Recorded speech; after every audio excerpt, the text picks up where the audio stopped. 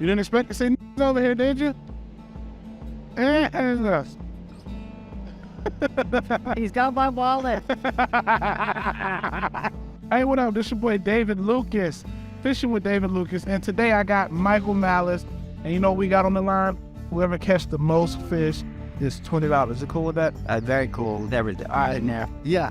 I don't know why I'm here. Cause you got a haircut, man. It was. And you got a bracelet for it.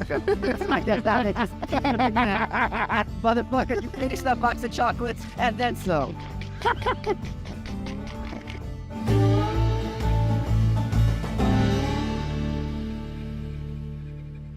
So Michael came on a fishing podcast and he talking about he ain't about to fish. I did not know this was a fishing podcast. I told you. We said come on my podcast. I don't listen to podcasts.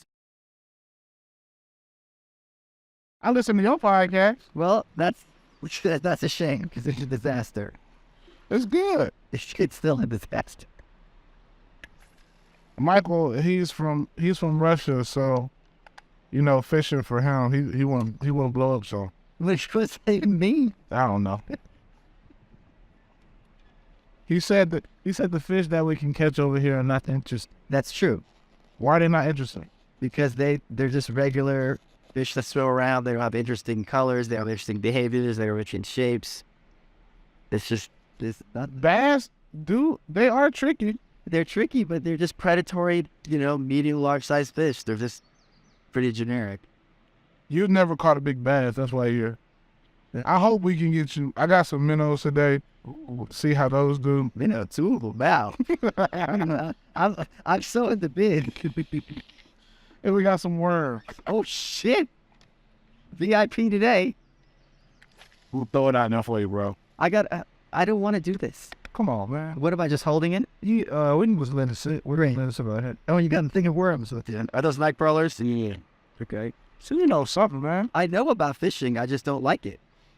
And I'm going to be throwing this new bait from Six Set that I actually got from my buddy Justin Royal. We went fishing the other day on Lake Travis. Did you see that bass I caught? I did. And that's not interesting? No. It's interesting that you caught it, not the fish is not interesting. I see. What's the biggest freshwater fish you ever caught? I don't go fishing. I have hobbies. Like what? What are your hobbies? Digging around. No, I don't know. It's just, I used to be into aquariums very heavily, and so I know a lot about fish. And what's your favorite type of fish you've had in the aquarium? the walking batfish. The walking what? Batfish. What is that? It has arms. It has little arms that it walks with, and it's got a nose, and out of the nose it wiggles a lure. And when shrimp or other fish see the lure, it eats. So that's saltwater all day. Yes. Gulf of Mexico. They have some on display. They're very hard to keep in captivity at the Dallas Aquarium. And the cool thing is the Dallas Aquarium, it was funny because I went to Dallas for my birthday with my crew. And I'm like, yes, I get to see the walking batfish. They have this here. And I go to the aquarium, I look all around, I don't find it, because I didn't want them to tell me. Who's your crew? Jimmy and Moke? And From Forrest Gump. We know you're not fucking running anywhere. Run, David, run. I'm gonna sit on my ass and up at the fish. Walk, David, walk. So yeah, as long as it's kind of a barely uphill, I got you. So I look through the whole aquarium, I don't find the walking batfish, and then it turns out Dallas has two buried. Oh, wow. And there's the other one. They had a whole enough of them. It was really cool. So did y'all get tickets to the next one? I made them all go to the next one, yes. Awesome. So who's in your crew? Lex? Lex did not go. I'm friends with Lex. Yeah, Lex Friedman is a good buddy of mine. No one, it's not everyone I know is a blue check. I've got normal people friends. Oh. Yeah, don't you? Yeah. Of course. You? Yeah. I'm more famous than you. You think so? Yes, I know so. Oh. Nah. You don't think I'm more famous than you? You probably are. It's who cares though. Right. And everyone's the same when you're fishing. Right. We all the same. Everyone's equally sad. Oh my God. Wait till I hope we catch a fish today. And what? What are you gonna cook it? No, I'm putting it back. What? I'll put it right back. Right. I'm not about to clean no fish. Like if I want Exactly. If I want some fish, I'll go to the fish market. Right. Or to what's the store? What's that place? What did you used to do when you were young? That's nostalgic for you. Nostalgic. Well, the thing that's very nostalgic for me, and you're gonna make me kind of sad, is I was in Brooklyn in my life, so thinking about like old Brooklyn photos and what they have to destroy it, that makes me very nostalgic, I would say. Well, I mean, like there was an activity you used to do with Papa, which y'all call in the Russians. Peepaw. Oh, I don't know you spoke Russian. Peepaw, yes. The backwards peen, yes. Peepaw. Me and Peepaw. We call him Peepaw because I always urinate on his hand. It's Peepaw. Hey, here comes Peepaw. Don't shake his hand because he doesn't watch that. No, I used to read a lot as a kid, watch cartoons. Nice. No activities on no baseball. No, I don't even know how to ride a bike. Oh wow. Yeah, so I was really. You know what's so crazy, bro? When I saw you coming in the Uber today and you sent me your location, I was like, oh yeah, that's right. He grew up in New York. What did you? Because New York people don't know how to drive. Oh, I think because I was like 7 minutes late. Yeah. I'm learning how to drive soon. I met actually someone who's a professional race car driver. He's gonna teach me how to drive on a Lambo, I think. Not that. On a racetrack, so I'm only gonna know how to make left turns. Can you imagine if you learn how to drive in a car like that? Is that cool though? That's not great content. But then it would suck when you had to get your own car. I think I'm gonna get a Lotus. My friend suggested a Lotus. Are you Lambo rich yet? No. I think I can't pull off a Lambo, or else it looks like midlife crisis, don't you think? Or the small D energy. Yeah, that is a problem I have. It's like a thimble. I just found out 3 weeks ago I can actually fit into 11 kid. Why is that a surprise? Because they look so small. I was like, there's no way I'm able to get the. You're not that big. No, I'm not. Tony makes it seem like I'm 800 pounds. I'm only like 368. I'm only 600. Not that Paul Johnson yet. I'm like the size of an NFL player with a belly. You're like You're like the Netflix version of Brendan Fraser. All the boats. We're out here on the beautiful Lake Austin, y'all. Yes. Very steep. Showing the boat, big. Look at that scenery, man. I you hear the birds chirping. I don't know how this doesn't relax you. No, actually gets me anxious. You know what relax you? When the helicopter flew over a few minutes ago. Yeah. Oh, that was relaxing, man. I don't like outside. This kind of zen stuff makes me uncomfortable. Really? Yes. Well, I'm getting to know you better, and we've had a few conversations. Yeah. And the conversations that we've had, I can see that because a lot of individuals, they'll tell me that they're like, man, you're so chill. You know what I'm saying? Like off stage, you're so chill. And it makes sense because you're high strung. Yes. Like you're very high strung. Like, what was it? The first day at Rogan's spot at the new club, and you had that dude from down. Yeah, my buddy. Yeah. Yeah, you were like, it's almost like you had cocaine in. Well, in all fairness, you have to appreciate. I'm there at the opening night of Rogan's Club. It's you, it's Tony, it's Kim Dillon, it's Ron White. Florentine was there, right? It's Rogan and Roseanne Barr. And I'm sitting there. I shouldn't be that rude. I'm not a comedian, right? So I very much was like, this is the coolest. And you had the great, great privilege of being the first person before Rogan's Club ever. So for me to be in that room, it wasn't that I'm high strong. It's like I was very aware that this is the coolest place on earth at this moment right now. And I somehow got my ass in here. So to kind of be very like, in the moment and be like, holy shit, this is in the historic. Yeah. After then, like sometimes you feel like you shouldn't be there. But I shouldn't because I wasn't a comedian. You know what I mean? Yeah, but I first met you at the Vulcan. Yeah, that's when we met. We're backstage, but still, that's different than like opening night at Rogan's Club. Yeah, like all these big shots. You're in the circle. Yeah, I know, but it's still, I'm still. Yeah, it's still amazing that I am. The good thing about Rogan, man, he appreciates good people. Yeah, it's like that's why. It's easy for me to befriend people like you when I meet them at Local because it's like he's the one person who has to be with his P's and Q's all the time. Yeah. So it's like if I meet you around Rogan, I already got a certain type of respect. Yes, that's true. He surrounds himself. He doesn't self-rule gladly. He surrounds himself with people, interesting people. That's the thing. I keep inviting you to my get-togethers. But you keep having them. You keep having them when I'm out of town. The point being, I love that about Austin is that people make it happen, show up, be friends with each other, because it's very different from back home in New York where people were backstabbing and like looking over each other's shoulder. I used to live in Austin more than Leo. Oh my God. I have a job house here. It's crazy. I'm so happy. And the thing is, people keep coming through. I put them up in my guest room. My friend Bridget Fedesi, you know her? Who? Bridget Fedesi, she's a podcaster. She's been on Rogan several times. So, like, she's moving here. Her husband just stayed with me 3 days. He left this morning to check out their house that they just bought in Georgetown. So, Oh, wow. to be able to be a host and to have space and they're not bothering me to have it's just so great. Like, I'm just so happy here. And I don't miss New York I miss what they did to New York and nostalgia for the New York that is dead now. Bro, every time I go back to New York, it gets weirder and weirder. Yeah, this is not my house kind of thing. Yeah, like what happened? Like, The only consistent thing about New York is how dangerous the subways are. it's gotten worse. They're horrible. It's gotten worse. When I was in New York, I think I spent because I'm like, man, I'm too far along in my career to be a victim of a damn subway attack. Yeah. So I rented a car and I rented a house in Jersey. Okay. But it was like $130 a day to park. Holy. Yeah, because like I would have shows like at Caroline's, and then I got to go to the stand, then I got to go to the cellar, and then I got to go to. Oh, that's the lover. Yeah, you're all over. Yeah, it's like I'm paying to park at Caroline's is like $60.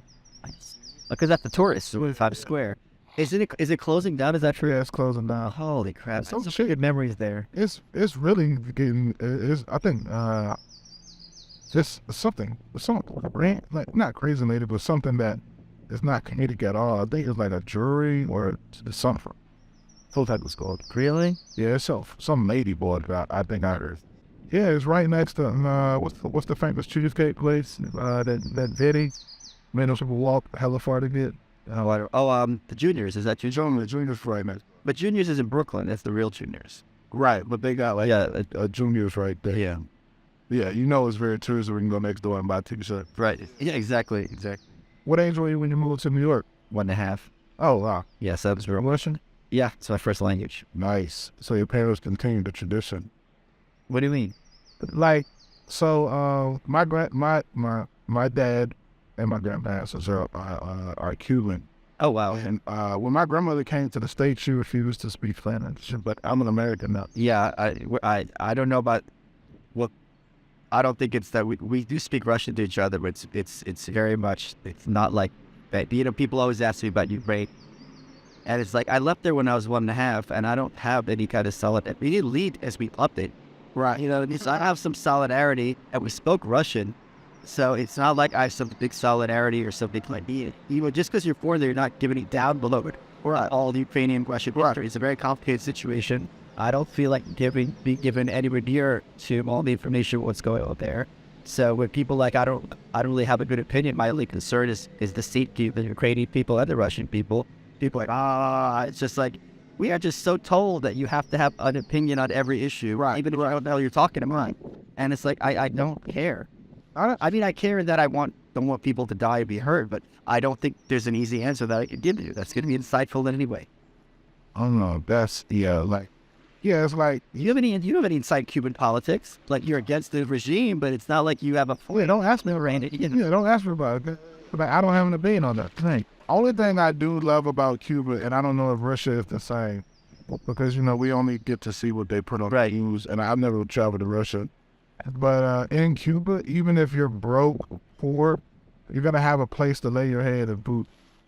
I don't know if it's like that in Russia or Ukraine, but it's not this kind of, it's weird. It might be similar to Cuba in that like it's very outsider versus insider.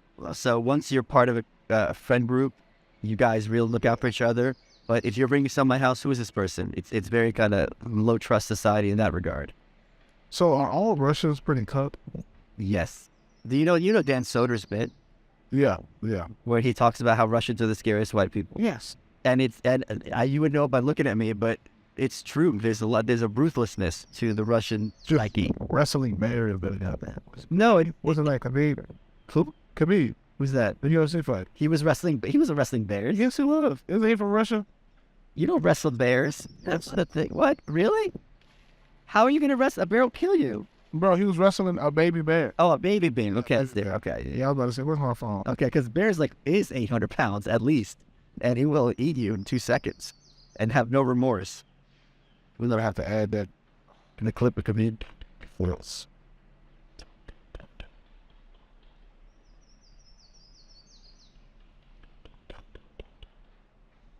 Hello. Yeah, no worries. fucking agent. It better be a booking. What y'all calling me for? Hollywood, bro. It better be a booking. It better be another 5-figure payday. Like, I figure, look at Daddy Warbucks here. right. Come on, man. I'm out here. Dude, dropping 5 figures. Wow. I mean, 5 can mean 10,000. No, I know. That's the joke. That can mean 10,000 all the way to 90,000. I know. I understand what 5 figures means. You sure? Yes, I do. I'm a 5-figure nigga. That should be your next album. I think my first album's gonna be. I haven't dropped the album yet, but I'm gonna record a crowd work special, and I think I'm gonna name my first album "The Black Redneck." Oh, I like that. Cause look at the shit I like to do. I like that a lot. You do? Yes, I think it's a great name. And then you gonna let me on your podcast talk about it? You come on podcast wherever you want. I know I can, bro. I like a lot of people ask me all the time, like, when are you gonna be on Rogan? When are you gonna be on Rogan? When are you gonna be on this? I don't want to ask my friends to be on their podcast until there's something I want people to consume. And also, they know who you are. Yeah. They know you're around. It happens organically. Yeah, it's just like, You don't want to be that guy who's like, hey, Joe. what am I like, bro? You go on Joe Rogan's podcast and change your life forever. You know what I'm saying? So if you go, you don't have something to promote, and then you have a shitty podcast, you may never get the opportunity to get on that again. And you just wasted what could have. Right. So I'm never in a hurry to do anything. Good. I think that's a much smarter approach. And it's also funny because a lot of times, I'm sure you get this too probably, people are like, this just happened to me on the ride here. People are like, oh, can you get this person on, that person on? I'm like, I can't recommend someone to Joe, and I'm not saying this about you because obviously you know how to do this, but if I don't know that this person can sit and talk for 2 or 3 hours straight with him, I can't recommend someone in good faith. It's different to be like, hey, you should check out this book, or you should check out this person, but like, to say that, Joe, this person is good for 3 hours, I better know what the hell I'm talking about. And that's not something everyone can do. Right. It's like people have asked me who think they have a life-changing product or that they have this, It's not a commercial. the best story. You married? No. You be messing around? That was the best. Austin's tough. And here's the thing, I don't think it's tough. You think it's easy dating in Austin? Tuesday, into it, bro. Hang around with it. How long have you been in Austin now? So officially 6 months, That's it, bro. 7 months, something like that. But I'm trying to think. When we first met was I living here. This would have been in October. Oh yeah, so I had just moved to. Yeah. But I've been coming to Austin since 2020. I had did a short-term lease. Because bro, I was one of them people who I thought I would never leave LA. I thought I would never leave New York. Are you kidding? Yeah. Yeah. So the moment LA opened back up, I moved back to LA, and then I went, and I still ended up here. Like, Yeah. oh, what? And then it was like last May or June. You know, like, cause we have been talking about the club for a while, Right. and until you like break ground or until you see like a foundation or something, we're like, it's just a story. You know what I'm saying? So we have been talking about this thing that wasn't tangible yet. So I'm like, all right, I don't want to. And he's not saying I don't believe Rogan, but it's like now He's not a priority to him. It could take him years. right, like he got it already. You know what I'm saying? I'm still trying to get it. So it was like when he started building on the club, and he took me there, and I got to see it, and I just started looking and assessing and asking myself, why am I in LA outside of my kids? Okay. Do you want me to give you $20 now? If you lose, I can't win. I don't like this. that's your poll. It might happen. Okay. Enjoy it. I won't enjoy it.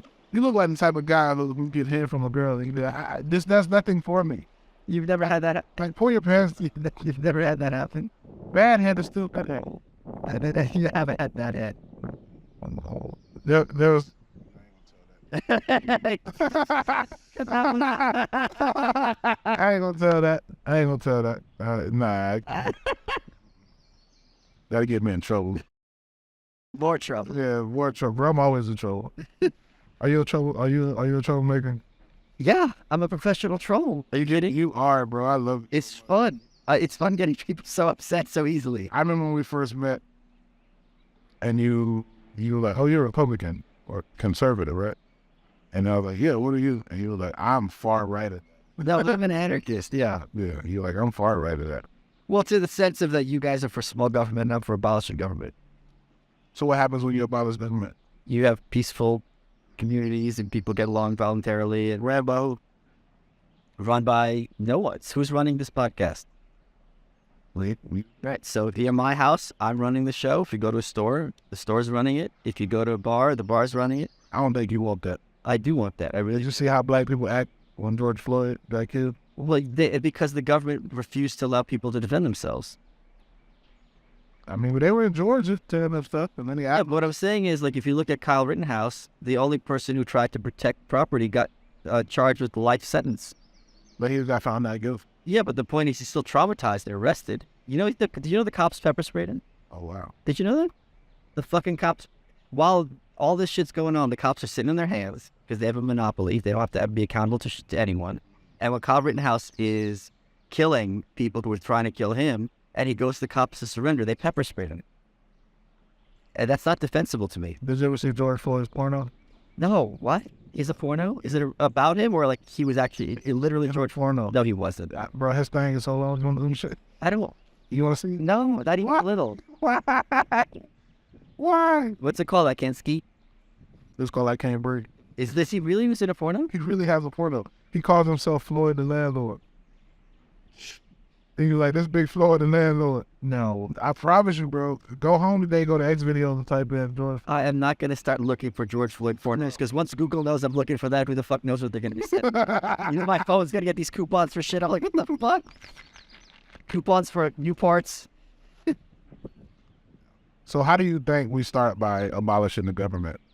Well, I mean, the first step is to get people to recognize that it's not legitimate. And I think once that starts taking hold in a culture, a lot of other stuff falls into place. So we would basically police ourselves. Well, no, you'd have private security, just like you have now. But you'd have more security and you'd have different types of security. Instead of, you're in your house, you have a doorman, in a building, you have, if you have a housing complex, you'd have security there. But right now, if someone's in your house, you got to call, what's that line about how when you need help right now, cops are minutes away? That's the kind of thing. It's crazy to rely on the government to protect you. The government's job is to make sure you're not protected, so they have a purpose. See, I like it. But how do you establish that? Who trains these security guards? I mean, we have literally right now, if it wasn't, you could have, there's ex-military. Yeah. We're in Austin. Even in Austin, which is a very blue city in red Texas, the amount of men right now who would be able to be decent security guards, there's more than we can count. Yeah, see, a Texas liberal is still a California Republican. Yeah, it's weird. People yell at you also, you moved to the San Francisco, Texas, because they yell at me at that on Twitter. I'm like, I have a gun in my house. Dude, this is not San Francisco. You people are crazy. Right. Come talk to a liberal in Austin. They still carry a pistol. Or even if they don't, they're still not in a position to make it like San Francisco is. Like, we got rid of the tent cities. This was a thing here. Austin plays no game. Yeah, they're like, all right, we're done with this. I think it's different because Austin is the state capital. So the governor is here. So he's in a position to be like, look, I'm in a wheelchair. I'm not fucking around with getting robbed or whatever, something like that. I mean, this is the one that he can stand for. Yeah, when I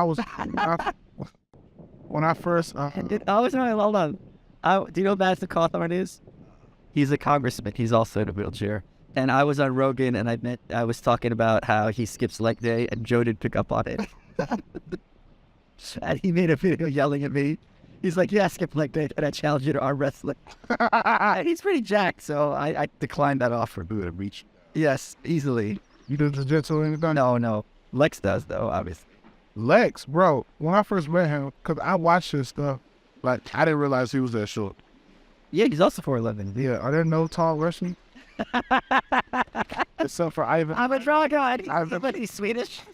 About London, like Swedish or something, right? Yeah. He's some area. Ivan Groth. Having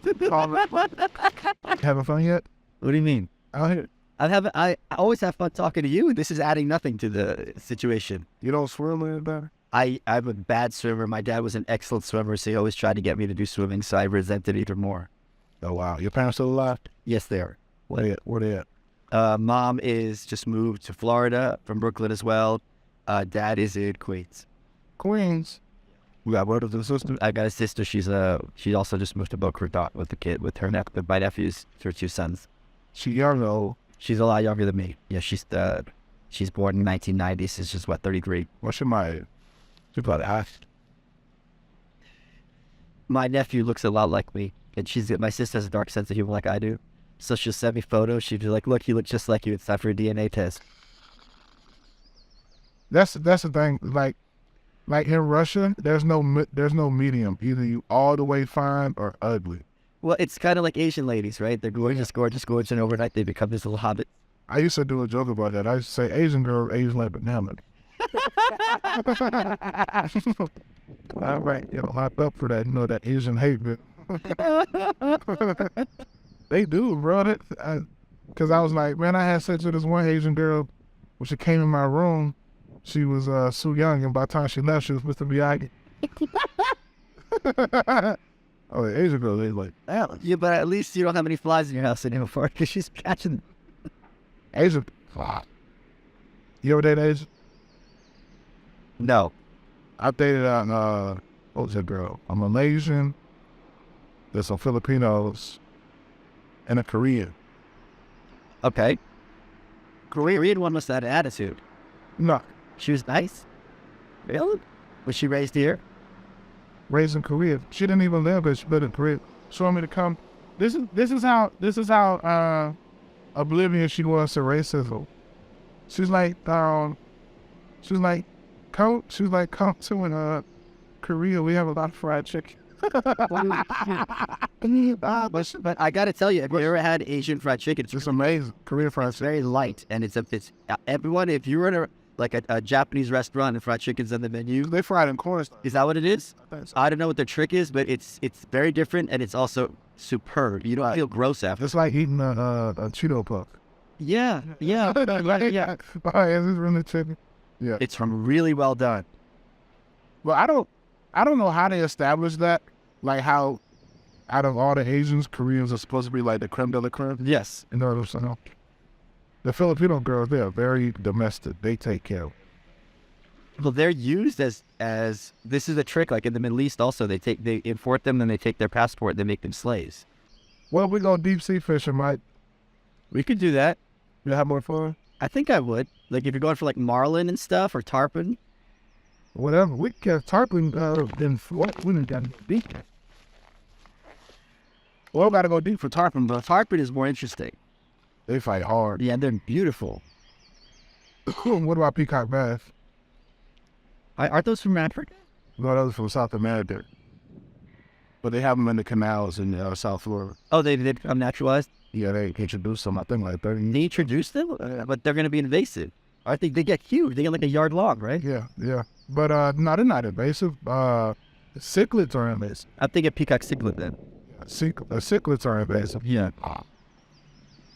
But I think the peacock bass is I think it is officially like a cichlid. There's something called a peacock cichlid, which gets a yard long. Yeah, I catch them out of guard. You know, in aquariums, they have certain kinds of variations. So they have like platinum ones that are just all silvery, and they have the jet black ones, too melanistic. Oh, they look beautiful. Did you go to college? Yeah.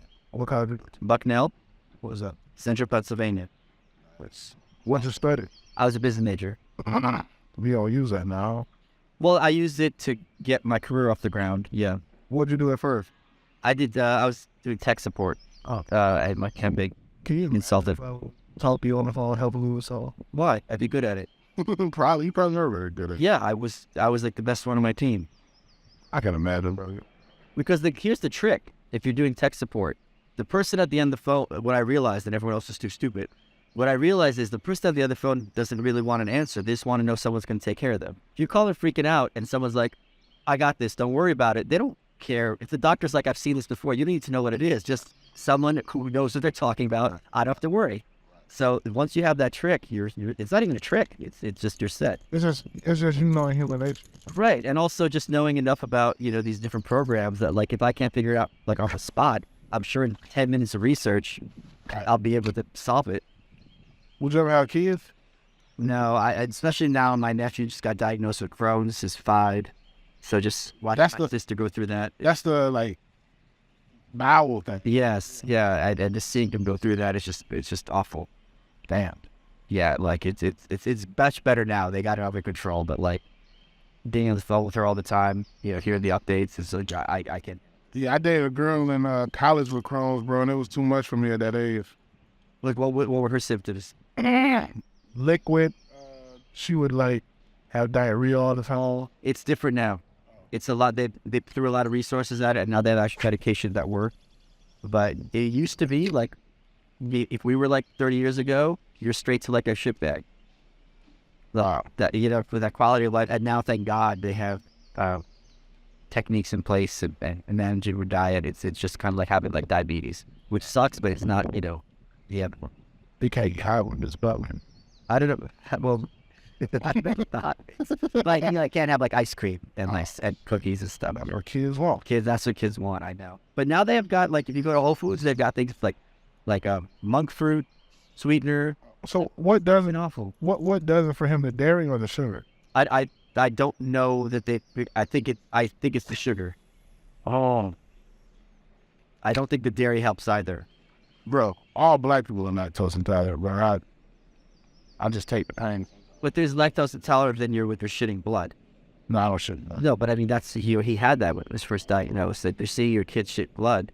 That's gotta be hard. Like she was a complete mess. So was I. I wasn't even there. And this is my nephew, not my own kid. You know what I mean? Right. So to shout out to all the parents who have to deal with this and are being strong for the shit. Shout out to parents. I'm a dad. I'm part-time dad. I think it's the best way to be. Why is that? Pay a little child support. No, this little kids want some. You get to be like Santa Claus. Hey, Daddy, so all right, all right. See you later. Back to Austin for me. Yeah. What do you have? 2 kids, right? Well, I want like 3 more. But when I have 3 more, I want to be with a wife. That makes sense here. I don't know my better my life situation, bro.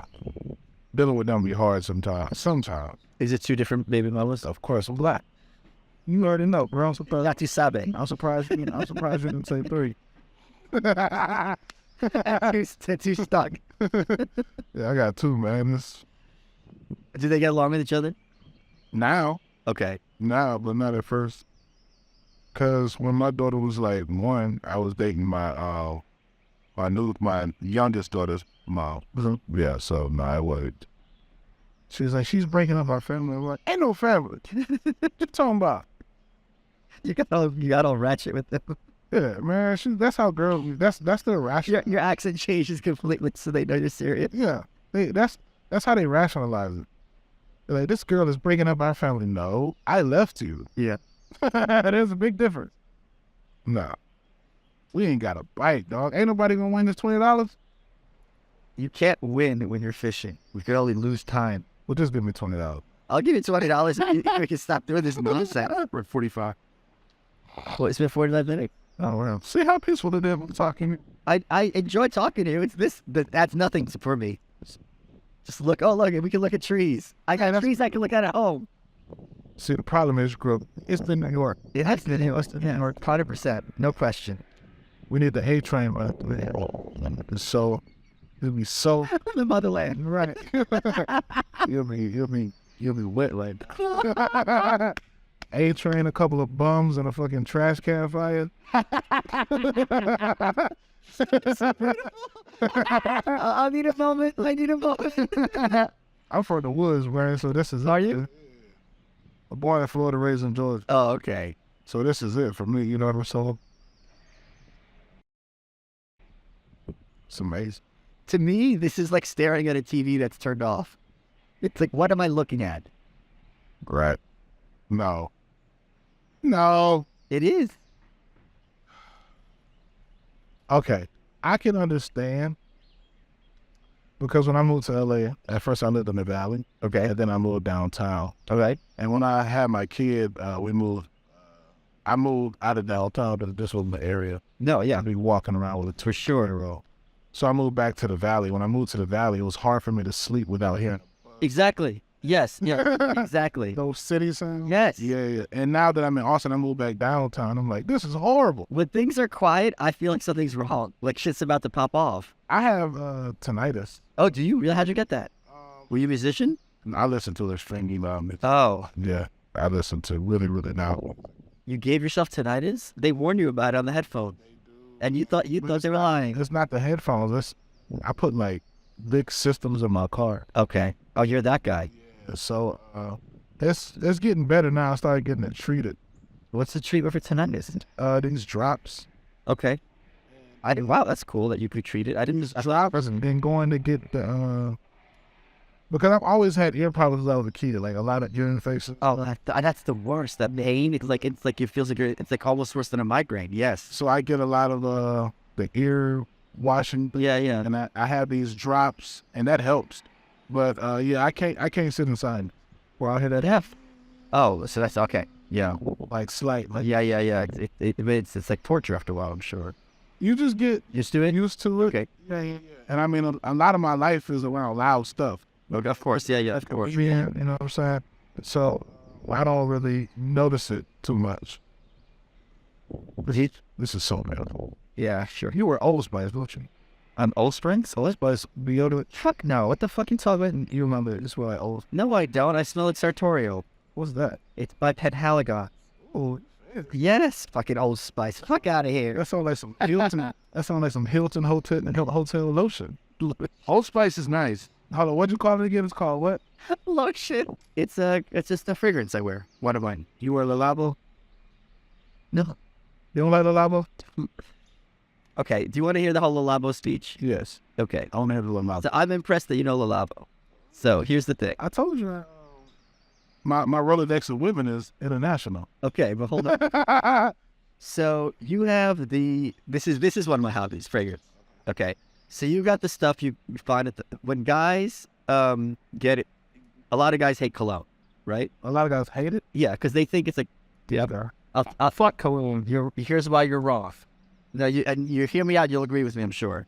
Because they think Polo Sport. Oh, no. They think hold on. They think Axe. They think the shit you get them all. So that is its own ecosystem, and that is unacceptable. Then you get into niche cologne. So that's going to be in a very few stores. So Baccarat's. I don't know, not Baccarat. But hold on. The most popular of the niche cologne is Lalabo.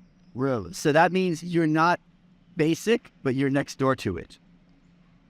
So once you go into this rabbit hole, there's so many perfumers that make really amazing, cool stuff. And I'm positive I took you to one of these stores, because a good cologne doesn't smell like cologne. It smells like a heightened version of yourself. But you want to smell like, oh, you smell good, not you smell like you're wearing cologne. That's a very big difference. It's just a clothes. He looks distinguished, or you look like you got a clown suit on. You can try hard. I wear like perfume. Okay, yeah.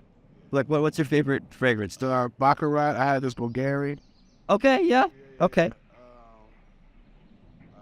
Well, Bulgari Black? No, it's this one, bro. You brought it? No, He just has the bottle. This episode sponsored by Bulgari. It helps you spit. I just ordered it. What store did you order from? Bloomingdale's. Yeah, so Bloomingdale's is kind of on the fence for me, but they got some cool stuff. Wow. But you want to go to luckyscent.com. Is this? Yes, I'm familiar with that, yeah. And I got that one too. That smells off. But those are still too mainstream. Guys. So, but You need to go cologne shopping. That's a video. you will go to LA in Lucky Scent. There's not one here, and in New York has one. Lucky's. Yes, luckyscent.com. But they also have 2 stores in LA, and they've got all the niche colognes. And there's a lot of amazing stuff. I just got this new one. It was called Habibi Brother. Yes, I've heard of that. Okay, That's all right. yeah. I think I just got the wrong one. But at least they're trying to do something different. It's cool. It's not going to smell like Polo Sport. I don't like Polo Sport. But you shouldn't. That's the whole point. When people say they don't like cologne, they're thinking about everyone in college. The first scent is Polo Sport. You smell like a douche. So I always tell people how you can tell a good cologne when you wash your clothes, you can still smell them though a little bit. Yeah, I think that's fair. I think a good cologne is when people don't notice that you're wearing cologne, but they think you smell good. Mm-hmm. And it just puts you to me, a good scent is like aromatherapy. It puts you in a good, you feel like you're ready to go to like do an interview or You don't mess with the France Schwab Cryptodome. The company that makes Baccarat. No, I don't. No. They make gentle fluidity out like. Oh, my friend who I got into fragrance, she never wore fragrance because then I'm like, no. We ordered 20 things from, like you said, to try out, 20 samples, and the one she settled on was gentle fluidity. That's awesome. It's amazing, but it doesn't smell like. It's light. It's light, It but just adds to. exact. I know exactly what you're saying. Because like Nailed it. That's the exact fragrance. if somebody had on Honolulu, we smelled it from 100 yards away. And you smell like a douche. You smell like air for something. Yes, yeah. It's like you don't smell sophisticated. You don't smell like a good version of yourself. You smell like, what do you try? Like, You like cream? Queen's the classic. I got it. What you got, silver water or something? I mean, I was I trying. got a Ventus and I got. Ventus is the one everyone loves. Yeah, the pineapple. Bro, you can't. So you know exactly what you're talking about. So you got to take. You got to go with him. He don't He knows what he's in. You don't want to spend the money. A bottle's gonna last you 10 years. So you really? Yeah. Not the apple don't come on. Well, for white people who want to smell sophisticated, you only need 2. I don't got to pour the bottle in. I get out of the shower, I put it on my towel when it dry out. He used to get his mouthwash. Smell my breath. It smells like a Ventus. I smell like Cary Grant now. Bro, you know, that baccarat, bro, if a girl come in, I spray it in the shit. Yes, you should though, because it's got that kind of pheromone thing So going. when you stuff her face in the pillow. It's a chloroform. Oh my God. You want to take the jet skis up? No. Oh, you very silly. Well, I mean, not in what I'm wearing. You good? I give you my foot. No. You think I'm gonna? What am I gonna wear as a tent? you might fly away on a jet ski, bro. It's gonna be my parachute. There's some wind in it. Bye, David. Good seeing you. Well, it looks like nobody won the bet, but thanks for fishing with me, but Oh, I had a lot of fun. hey, man, I'm going to keep bringing you fish until you like. That's like Mike Tyson. Like, I'm gonna fuck you till you love me. I'm gonna keep bringing you fishing till you like it. We haven't had a bite. Is that unusual? Well, this is my first time fishing in this spot. Okay.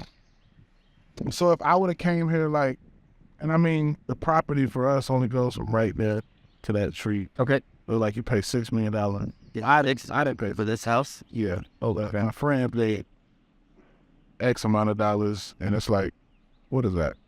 40 yards? Who knows? Yeah, it's not huge. From that tree to that tree. So it's Well, like, you're paying for the view and for the real estate. I mean, this right here, bro. You put a blanket down, I'll bring a girl out here. Well, shepherd the one. Not if she your type of fish. Oh my gosh, I don't know what. She won't drown. It's only like 2 feet right there. It's shallow, yeah. Is this a natural, like, Yeah, this piece from the Colorado River. okay. So, Because they really developed the shore, obviously. yeah, that part is tricky to me because I know that they dam a part of this place up Right. to create Lake Travis. So my question is, when the water is elevated or how does... Right, like what did it look like before? What You're looked like looking at- naturally? Yeah. Because at Lake Travis, the water's down 42 feet. Oh, wow. I was just out there, bro. It's so crazy because like we're in a boat and you can see like it's a mountain like that, but without trees. Yeah. And you can see like where the water was at. And it's like, damn, Oh. it's supposed to be. Holy crap. Yeah. Insane, man. Thanks. Nobody wanted $20, but Michael will give me $20 just because. I'll give $20 for a ride back to civilization. Oh, Definitely more country than a lot of people that I know for sure. Yeah. Yeah. When'd you move to LA? 2009. So I met you pretty close to like when I moved. Yeah, because feel. I came here at the end of 9. Mm-hmm. And I started popping out like in 2010. You don't use the whole. I mean, I usually use like half, right? Put that whole mug You on. put the whole thing? Yes, sir. Okay. We in Kansas when I go with my dad, we'd cut them in half and Yeah. like spread it out a little bit. My grenades do that too, cheap. Yeah, for sure. Yeah, I mean, The cheap way. definitely the cheap way. Yeah, bro. I've been knowing you for quite a while, bro. I know, dude. Open mics, everything. Long time. Bro, and the crazy part is, bro, when we first started the scene, I mean, you see, it's coming back now with the popularity of Casey Rocket, but like, dude, you and Matt Jones own that lane in Los Angeles. Oh, physical comedy, baby. Yeah, that was y'all were the only ones. Well, we would do act outs to silence at those open mics for a long, long time. Yeah, that's the thing about. Do you feel like? Because I feel like with my comedy, bro, it's like high risk, high reward. Yeah. And when it doesn't go well, it doesn't fucking go. It doesn't go well, really bad. There you go. There we go. Do you feel like that with physical comedy? Yeah, it's definitely high risk, high reward. Definitely. There you go. Okay, that's an okay Got him out cast. there. That's decent. Been a minute. Fish be everywhere. Yeah. I'm trying to catch one today. I asked David before we started, I was like, how many people actually catch fish on this show? It's normally only the chicks, man. So weird, bro. It's so weird. Normally the chicks are, you just let it sit. The worm do its own thing, yeah. Normally the chicks are the only ones who catch. Laser caught one on here, but I think all the women I've had on the podcast have caught a fish. I believe so. It's that luck, bro. You know what I'm saying? Yeah. My mom catches fish all the time. For real? Yeah. She lives like on like a piece of water property, and she's got a little lake. Next time you're in Kansas, you got to come to Kansas my mom's. City, Kansas or Kansas City? Out in Olathe, in Kansas City, on the Kansas side. Okay. You'll have to pull up to my mom's place. They catch fish all the time. Her and her husband all the time. Damn. Do you know what they catch? It's a lot of trout and like. Oh yeah. That's all I need to know. Yeah. That's good eating right there, bro. Yeah. They don't really eat it though. They throw it back? Yeah, they throw it back. Yeah. It's more just for fun. They've got like a little dock set up, and so I've my boys are a little bit young. They're like about to be 4 and 2. Like they'll a little bit older, then I'll introduce them to fishing probably. I had a pole in my hand at 2. Yeah. I put one of my oldest daughter's hands about 2, 3, and my youngest, she was fishing at like 2. They don't really give a damn about fishing. It's the important values that I've learned about fishing is the patience. Mm-hmm. The waiting, The patience, the dedication. You have to have and skill. You have to have all of those to fish and to catch fish, bro, because like, it's like anything else, bro. You can be throwing your bait out there, but if the fish over there, I know. you need to move. That's what I want. Where I want to get my son with basketball. I'm really hoping my older son and my younger son are into basketball. You hoop? Yeah. Oh yeah, you was hooping in the league? Yeah, yeah, back in the day. Yeah. What got you into comedy?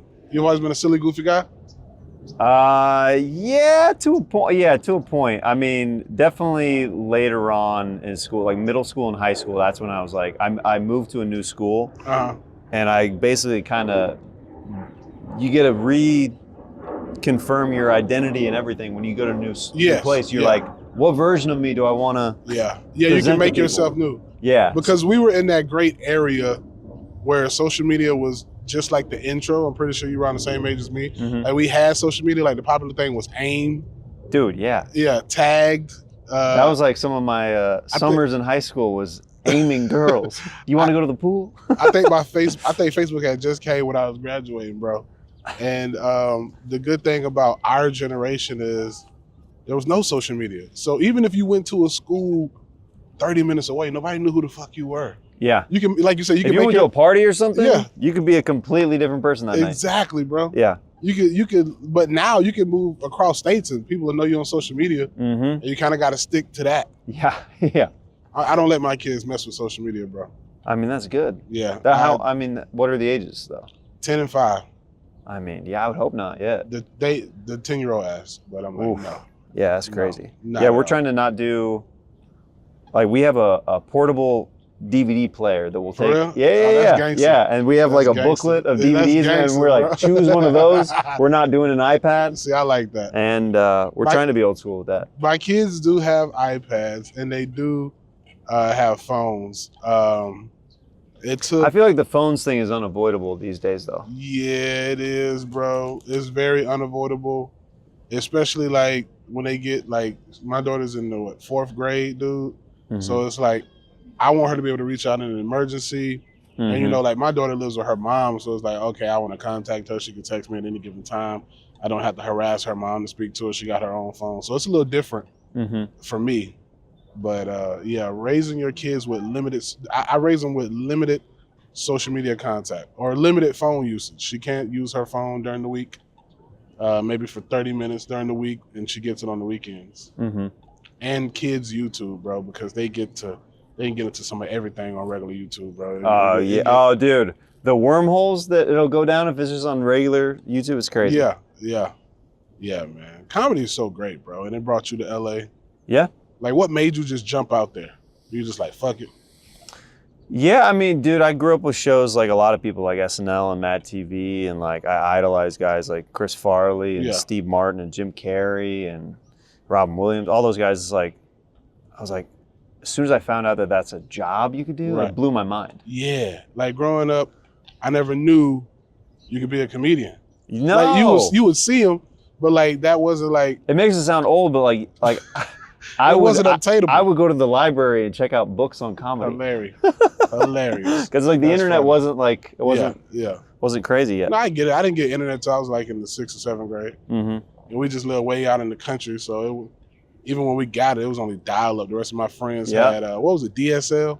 You remember that was DSL? The faster. Yeah. I was like, you have DSL. Which we would probably look at it right now, like, what the fuck is going on? Yeah, bro, it's crazy. Yeah, man. I remember my dad. Like, I was like, for the trials for like AOL Net Zero and AOL. Yeah. I'm like, they need your credit card. My dad's like, it's a scam. Throw it away. I'm like, it's the only way.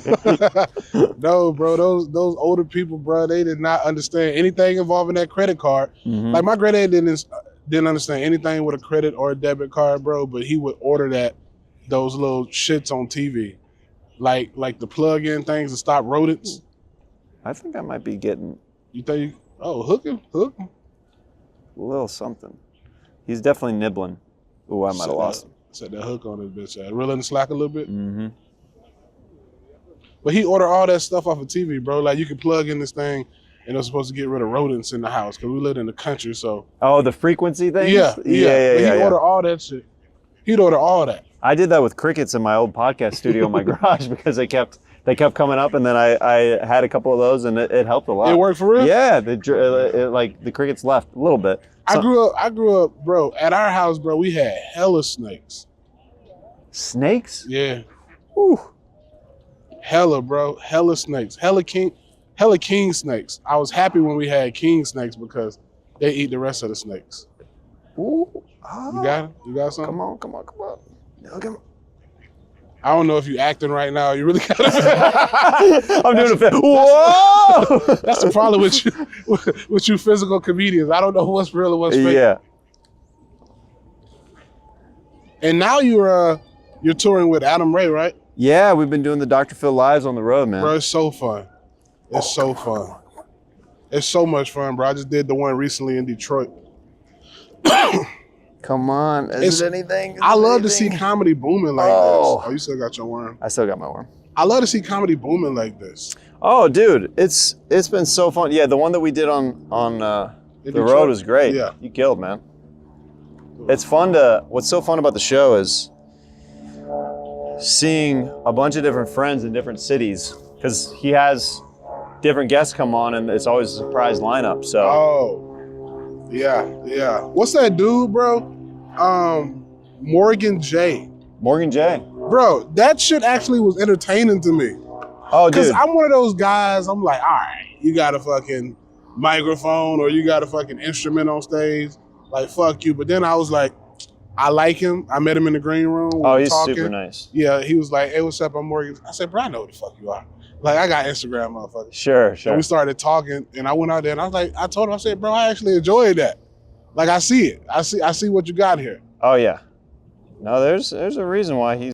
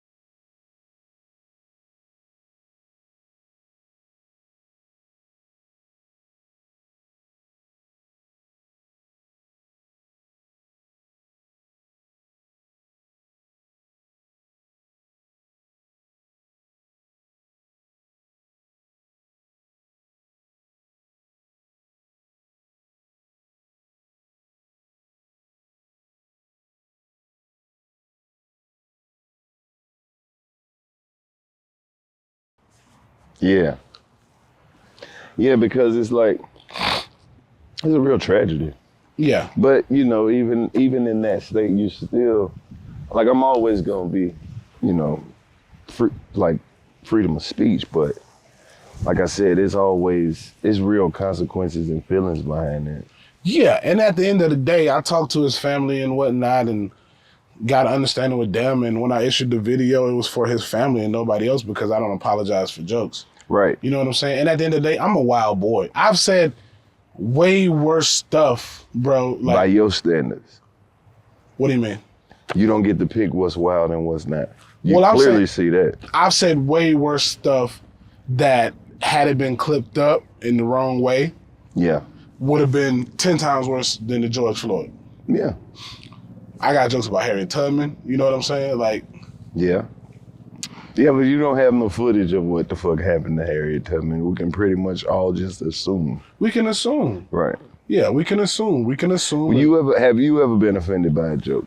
No, and Never. I've heard white people use the N-word. No, because Why would you say that? you got to think, bro. Yeah, I forgot you be around that type of shit. I grew up in the LA comedy scene, man. You know what I'm saying? It's a little different than Atlanta. You know what I mean? I mean, I can't necessarily say that it's different. I think there's a lot more bullshit gets to fly over there. Yeah, and In certain pockets, like. And at the end of the day, the South is the South, bro. Like, we're gonna have a certain way of thinking versus a person in California. And my thing is, if you're gonna be racist, because I love a good racist joke, make it funny. And I think Louis C.K. has the best one. I don't know. I'm from Mississippi. I don't really find racism too humorous. Especially when it's white people being racist.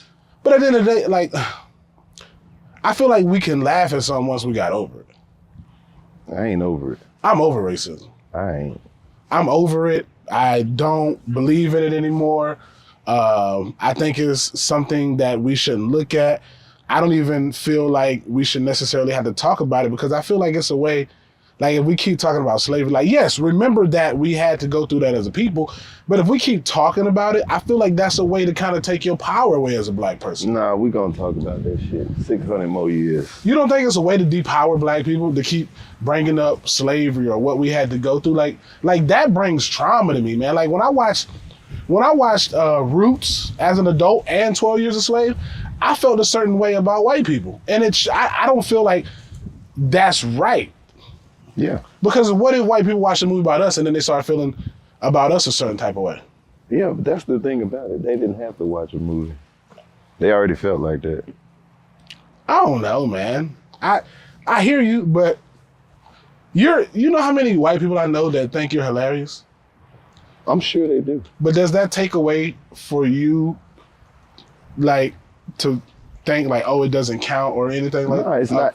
It's not that because it's like, it's not that it doesn't count, but I can't let that dictate what type of comedian I'm gonna be, because that's like, well, I'm not aiming for a certain audience. Like you said, when it comes to that, laughter is laughter. Whoever finds it funny that's gonna be up to them. But I'm not pitching to, hey, this for the niggas and this for y'all. It's not that. It's just, hey, this is just my interpretation of how I see it and how I feel. I don't pitch towards any ethnic group or any, because I don't even really believe in race as much as I believe in classism. No, but you've been around comedy long enough where you've seen certain people try to pitch to certain audiences. Bro, if you see me, the same shit I do for white people is the same shit I do if I'm in a room full of black people. Yeah, that was my whole approach starting out with comedy. It's like, I don't care who's in the crowd. It doesn't change the type of set that I'm going to have. I will say when I moved to LA, my comedy style changed a lot because in LA, I couldn't just be goofy, kind of how I was in Atlanta. What you mean? Because like when I was in Atlanta, when I used to perform in Atlanta, I used to have to be like kind of like the high energy guy. You know what I'm saying? Not necessarily, but there's a certain way of killing in Atlanta. Like because it's like all those comedians that you were naming, they were bringing such rapid fire styles of comedy and different perspectives, and it wasn't just like punchline set up. Right. You know what I mean? Like set up, premise, punchline. They could just punchline. What's that funny shit, and it's a different speed of comedy. what's that dude name? I don't remember his name, but he used to come on stage with a security outfit. He kind of looked like Corey Holcomb. Shit, you put me on the spot. It's all good. I don't know. But I remember he came on stage with a security outfit one time, and he got a laugh in like 10 seconds. He like, I only got 10 minutes. I got to get back to work. Corland. There we go. Yeah. We used to work on the, for Brinks, going to get the money. Yeah. Yeah, Corland Wiggins. But he's funny. You know what I'm saying? And I feel like, I mean, I like to talk. Yeah. I'm a talker. You know what I'm saying? I don't know what it is, but I like diction. I like wordplay. And See, that's another thing that, like, as I'm hearing you say it, is like when you perform in LA, it's mostly comedy clubs and comedy crowds. Right. Like we were saying earlier, we'll perform anywhere. Right. So these people may or may not be here for the show. and they don't even really know comedy etiquette. Exactly. Right. Yeah, I really only like comedy clubs or theaters now, bro. I'll pop in. Like my homegirl asked me to do a show at a dance club, and I'm like, well, to let you know, I'm not gonna do jokes. It's gonna be all crowd work. Like, Probably. Yeah. A lot of these positions and places they want us to do comedy in as comedians is not conducive to comedy. Yeah, and I mean in Atlanta, during that time, I ain't gonna say we because I didn't make it. I don't know who made the scene here, but at that time there was only the Punchline, the old Punchline when it was in the shopping plaza. I love that punch. It was a real comedy club. The new one, I don't know, it's cool. What is it at the Landmark Diner? It's next to the diner, yeah. See, that doesn't have the same effect for me because that was just a room then. Right. And a small room at that. Right. Yeah, I think I hold like 250. And then you got the Uptown in the Atlanta Comedy Theater. In the Uptown where they moved, what was it, Hateville? It's not the same. It's definitely not the same. The energy never followed it. Yeah. Me and you should open up a comedy club downtown. I'd be a silent partner. You think it'll work? Yeah. Comedians open. I don't know. I've always been told as a comedian you would never want to be a club Joe Rogan owner. opened a comedy club. It's It's like Joe Rogan though. He's more than just a comedian. Yeah, he's Joe Rogan. that's my boy. Yeah.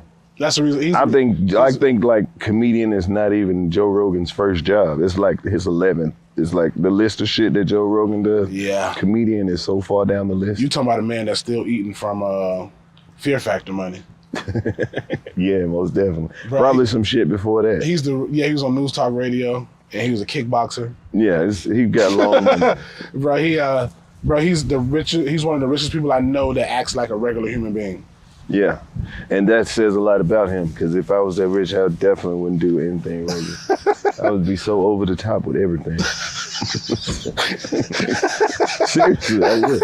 Like I would just be sitting here talking to you about fishing. Exactly. I'd be in one of those fucking bowls, like those balls of like you could just float across the lake. Yeah. I would definitely show up like that in a fucking ball. Like, hey man, the water's great. Get over here. Like I'd be Elon Musk. That's how over the top I would be. Bruh. Yeah, I would definitely have like a full real life Iron Man suit. Just the most ridiculous shit you could think of. Yeah, it's nice to still see you out here, even though you don't think I look at you as made it. Really? Yeah. Why? Bro, you're everywhere. That's still And we've been not friends so enough. long. That's not enough. We've been friends so long, we still Facebook friends. Exactly. Yeah. That's what I'm saying. It's not enough. I used to love your wins, bro. I used to love seeing your wins. I remember, I don't know what it was you booked. Maybe it was Wild 'N Out. And you like, I just booked something that's going to put me right back where I need to be. Right back in the game. Yeah. Yeah. But see, that's the thing about it. You have to, once you get that opportunity, then you got to parlay that shit to another one, and to another one, and to another one. Yeah. So you can actually have the illusion of making it. 85 South is genius. You got to have, that's a security. Yeah. You got to own something. Yeah. Take that money and own something. Yeah. It's just like if you know smart, what I mean? man. Yeah. You're smart. Yeah, I'm thinking long term, bro. But like I said, all of these things that I've done and accomplished and shows and shit like that, that's just the foundation. I ain't even built a house yet. Really? Yeah, most definitely. You live in an apartment? No, what I'm talking about. Oh, you just bought a house? No, metaphorically. Oh, gotcha. Yeah, in the scope of entertainment and in the achievements and accomplishments, that's all of those things are just the foundation. I ain't even built the house yet. Yeah. Yeah, it's so much more that I can do. I don't even feel like the world and all the fans have even got to see all the things that I'm good at. I think single-handedly the 85 South show can bring back urban comedy. But bring it back, where did it go? It's and I'm not knocking social media people, but it's all flooded by people who did social media first. Well, I mean, if you think y'all were real comedians first. If you think about the absence of comedy clubs in the urban space and places for us to go and be creative, that's what you get. You got to have some kind of way, some kind of draw to let people know, hey, I'm funny. Hey, I got talent. Right.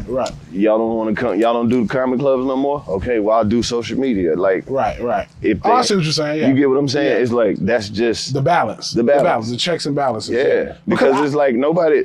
The people who come out and love you on Thursday night, they ain't gonna wait till next Thursday to see you. They gonna be like, shit, what you got going on social media? You funny. I would like to add you to the shit that I look at on the daily. So I think that's just a progression of the game. But I hate when they try to take the social media stars and be like, you should do comedy. Like, you're not a comedian. Comedians actually love to write jokes and hang out all night and talk shit with their friends and be creative. But if you're a motherfucker who can sit there and create visuals, why would you try to change your talent to another talent? You know who the best one I think is? Who? The guy you host the podcast with. DC? Because he was on TikTok. I feel like he really mastered that lane, like on some Soulja Boy shit. He really, he parlayed the hell out of it. He was on, what was the one before it got shut down? That's why, Vine. I saw him on Vine. Yeah. And I remember he came out to LA and I saw him and I see his progression in comedy. Yeah. It's not just somebody collecting a check. See, that's the thing. Like, and not only did he take over Vine, but then to parlay that shit into a whole nother app and do it again, it just lets you know he really knows what he's doing. Right, he really that guy. Yeah. He really that guy. Yeah. Yeah. I miss when he was doing a whole lot of the social media shit. Yeah. Like, he don't fuck with it as much as he used to.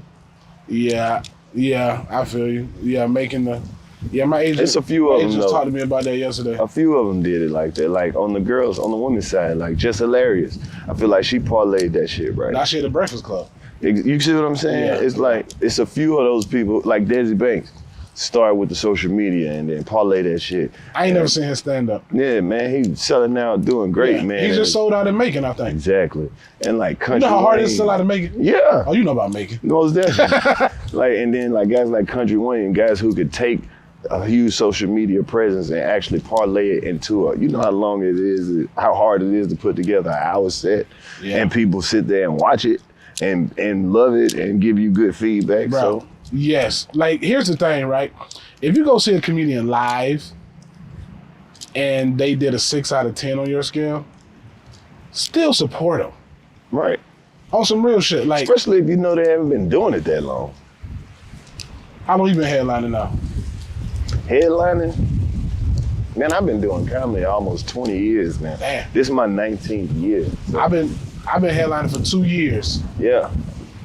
So you know what it's like to have to go up after 12 funny motherfuckers or like people going over their time, or you having to say, not even that you don't fuck with it, but like, bro, I gotta do a whole fucking hour. Can you wrap this shit up? Yeah. Or you get all those, man, let me get a guest spot. It's so much more shit. I don't do that no more. Did you have to deal with being a headliner? I don't even respond to the DMs anymore because it's just like, I pretty much bring my openers on the road.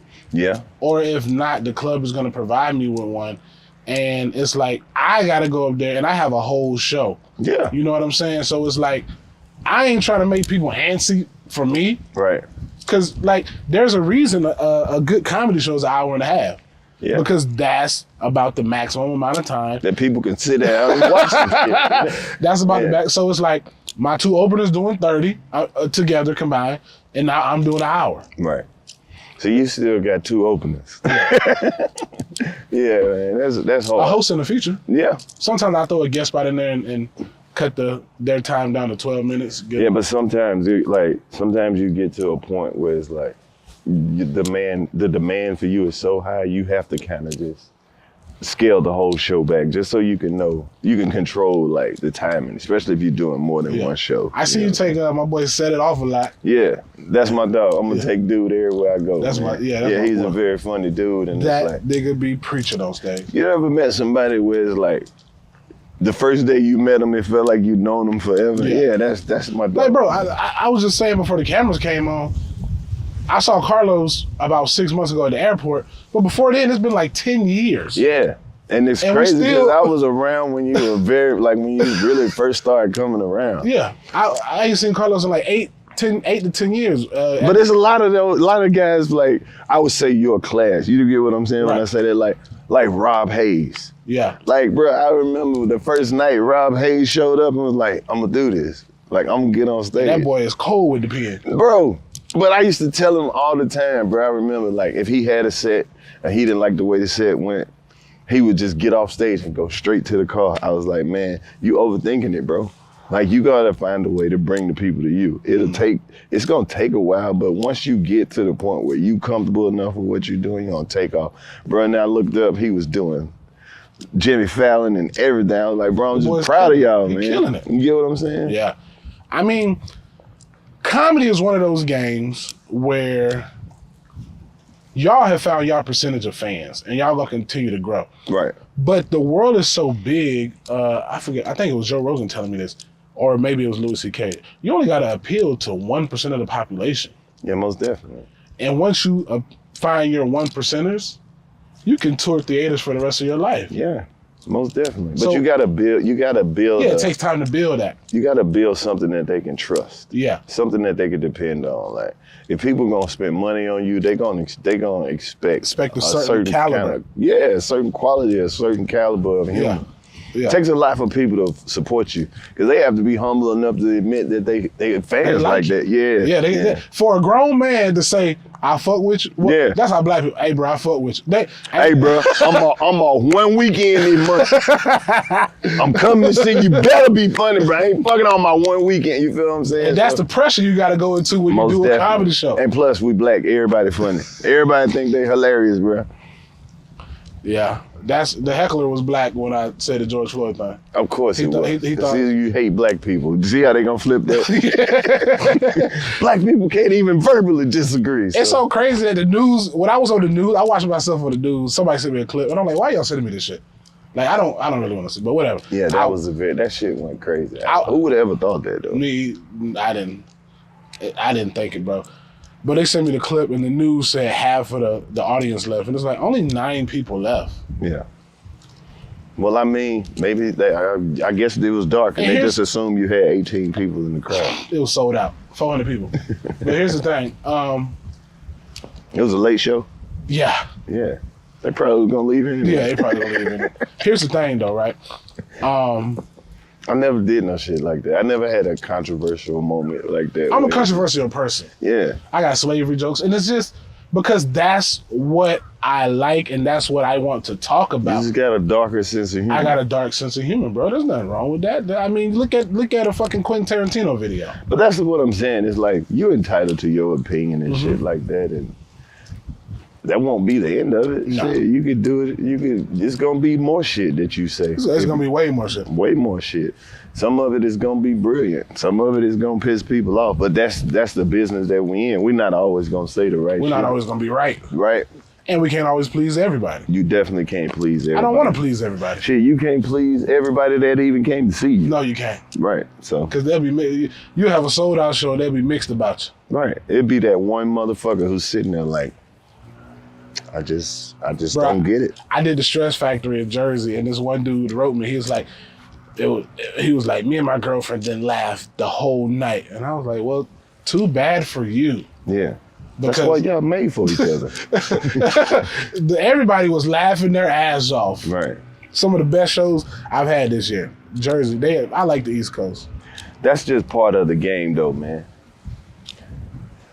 People having their opinions about, what they think you should say and what you shouldn't say. But, yeah. man, that's part of the growth in the journey. Even knowing how to tell those kind of jokes. Absolutely. You get what I'm saying? And you got to be a certain person because in order, and that's why Corey Hogan's like my big homie, because we got a lot of the same dark sense of humor. Right. And in order to tell those type of jokes, the crowd has to trust you. Hey, man, I remember one joke from Corey Holcomb. I don't even think they aired this shit on Wild 'N Out. You remember that game, Plead the Fifth? Yeah. Bro, he had a towel, right? He had a towel, and he put, like, chocolate all over it. And he's like, Nick, you know what this is? He's like, no, what is that? Towel I got out of Frank Ocean Hotel room. But it was right around the time that Frank Ocean, man, that shit, I don't even, I'm like, bro, how do you even come up with this shit, bro? Corey a genius. Yeah. I fuck with Corey for a long time, bro. He used to, like when I was hosting just locally and shit, and he come to town, he would always pop up at the spot. Always got some game. You know what I mean? When we were first getting the wild and out, he used to take all the young comics out to eat and just, you know what I'm saying? Buy all the food, spit game, and just like, bro, the same shit that we doing now, just building. Absolutely. Just I love comedy. talking to you. I get to hear so much, bro. Because you've been in the game. I mean, years of taking comedy serious, I'm like in my 7th year. Yeah. And you know, you got 13 years over me. So I love hearing from you. You know what I'm saying? Bro, I've been in this position right now where it's like, where you at now is like where the game is finally starting to open up. You get what I'm saying? Yeah. And then you going back to these same spots that wouldn't give you a guest spot. Now you got the weekend. Now they like, when can we get you back? And now you sold out. And now you everywhere with it. And you taking the comedy opportunities and parlaying them into other shit like movies and TV and writing opportunities and auditioning and hanging out with your favorite people and shit like that. It's amazing, bro. That's what I was saying. It's like all these opportunities that come to me, even at this point of the game, it still feel the same way. It's still new. It's still fresh. It's like, oh shit, I can't believe they fuck with it over there like that. I can't believe they fuck with it. Damn, the white people fucking with it too. It's like, so it's crazy. Yeah, man, it is, bro. It's a beautiful thing to see, man. And you ever think about that shit though? Like where you have white fans, you're like, where are they watching this shit at? Like where are they listening to the 85 South show at? Like I would love to just walk in, like we out here, right? You see this water and shit like that. Like we just walk over to them people's house and they just playing the 85 South show. 85 South show and he's just, he's in the bill. Like, yo, nobody gonna say shit. But yeah, I always think about shit like that, especially like when older white people show up. Yeah. I mean, with me being a, Republican, I get a lot of older black fans too, man. You know what I'm saying?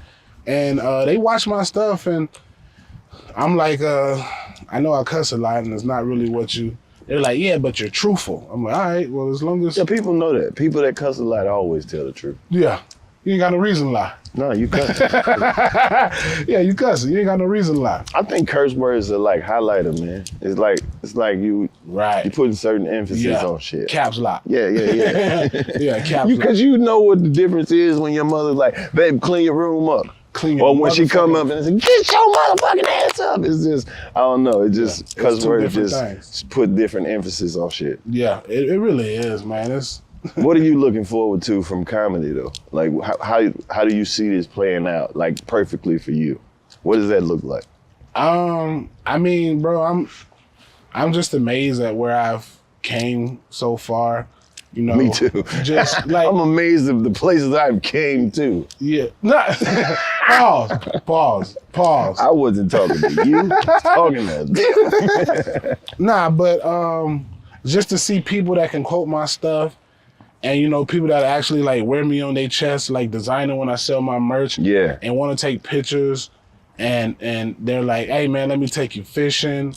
It's just amazing when you can touch people and they want to be around your aura, want to be around your spirit, want to hear you talk. Like people want to hear us talk. Yeah, they love our point of view on shit. Yeah, they love our POV. Yeah, they love our POV. And that's very important to have as a comedian, bro. Yeah. Gotta have a POV. That's what makes people like, that's what draws people to you and have them captivated. Yeah, it really is, man. Like how you look at life. Cause I mean, anybody can go out there and say words. Right. But yeah, your own POV. But yeah, man, playing out perfectly, it's all happening. I'm playing the Fillmore this year. I'm playing the Wilbur. Dope. I'm playing the Wilbur That's in dope. Boston. I can't wait for that. Boston's always a hot city, man. But and they love comedy too. Yeah, they love comedy, man. But at the end of the day, my biggest goal is, being able to retire my mama and taking care of my kids. That makes me happy. And like I got people like Daniel, you know what I'm saying, on my team, and like we get to do fun stuff like this and shoot videos and, bring people joy when I put it on YouTube. And like when I dropped my special, the dude was like, bro, my mama died. And like this helped me. Or like I've had people been like, bro, I was suicidal and I would watch your roast clips throughout, the pandemic. And it's like, bro, these are things you never even think about as you're doing it. And this is bigger than any check I can get. Exactly. It's like I possibly saved a life. Yeah. Like I've had people come up to me crying, like, you don't know what you mean to me. You don't know what you did for me. I've had men and women tell me they love me because, you know, they watch us so much, they feel like they know us. And I'm glad I have that persona to where you feel like you know me. You know what I'm saying? Yeah, and that's what it goes back to what I was saying earlier. It's a way to say anything, bro. It made, like when you were saying that, it reminded me that I did this joke one time. Just you know how you just talk about some shit that you think is completely random. I had this joke about how a lady could be missing a foot and still, you know what I mean, and guys are still be fucking with. Dude, one lady came up to me after the show and was like, "You would never think," and she raised her, like she was like, "Appreciate that joke you be doing." I was like, who would ever think this? She was. Yeah. Not, bro, it was like, no foot or not, she can still get the business. She was fine though. She never told me what happened to her foot. But yeah, man, that's what I made sure I wanted to get on this shit with you and just let you know, man, you ain't, even when the world is going crazy over some shit like that, you ain't wrong. It's part of it, bro. Yeah, it's part of it. I appreciate that, man. Yeah, man. I appreciate it. I told but like my you agent, said, it's still a lot that comes with saying whatever you want to say. Yeah, we got to get Godfrey on here. We got to get a... You could. Yeah, you know, Godfrey mess with me. Yeah, most definitely. So yeah, man, you know, I appreciate you for coming out here. I told my agent, bro, that I got to book a Tyler Perry movie. You do. Just so you got to do something. I got to wear the Shamar Moore wig. No, you got to do something to let black people know that you're remorseful. There's something you got to do. I'll do it for free, Tyler Perry. Tyler Perry, he don't like controversy like that. No, he don't. Yeah, it's gonna take a while. Wherever your name was on the list of Tyler Perry hopefuls, you could have been number 500. You dropped 500 spots. A Tubi movie. You still in the runnings for a good Tubi movie. You should probably get in touch with Murder Pain, but you probably gonna have to get shot. Yeah, they're gonna have to kill me. No, they probably be gay. You probably gonna have to be down low. I'm gonna have to be down low. Or they gonna probably choke you out and put a knee on your neck or something. Or they gonna have to do me like Vin Rames. Just know that it's something. They gonna get you. Gonna have to eat your words, man. They gonna have to do me like Vin Rames from Pulp Fiction. You taking it further than I was, but yeah, it's some type of